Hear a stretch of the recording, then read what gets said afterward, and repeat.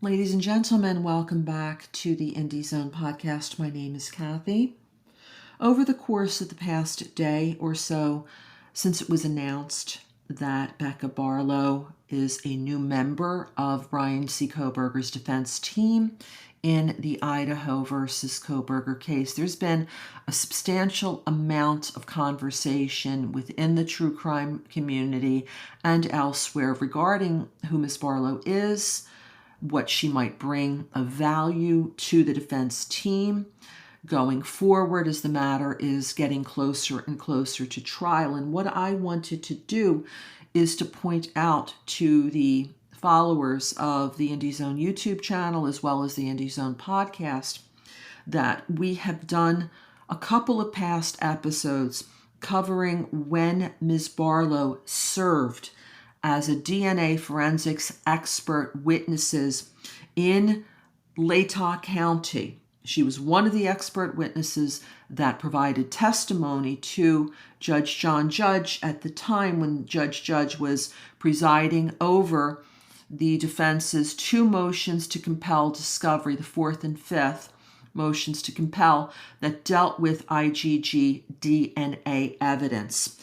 And if you go to episode number 105 of the IndieZoNe podcast, you will see where we covered Ms. Barlow's declaration that had been submitted by the defense team regarding why she was an appropriate expert to go on the stand and provide testimony to Judge Judge.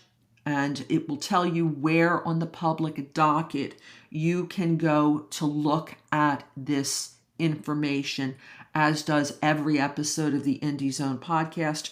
We provide in 5 minutes or less synopsis of where you can go on the docket to find the records that we're talking about in that particular episode of the IndieZoNe.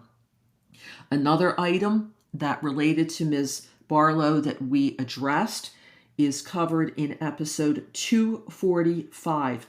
And this was an order granting the defense's request to have Ms. Barlow appear via Zoom. She is based out of California.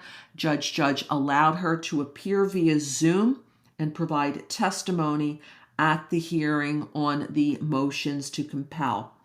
Just one other general bit of information for those that are interested in doing research on the case.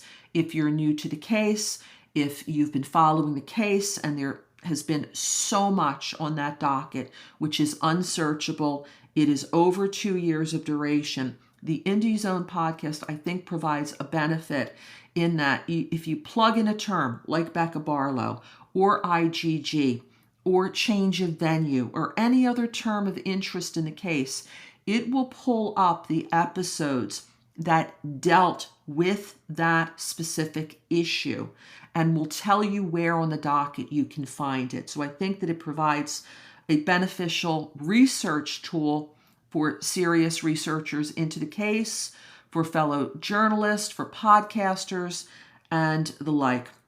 This will now conclude this episode of the IndieZoNe. My name's Kathy. Thank you as always for joining us here today.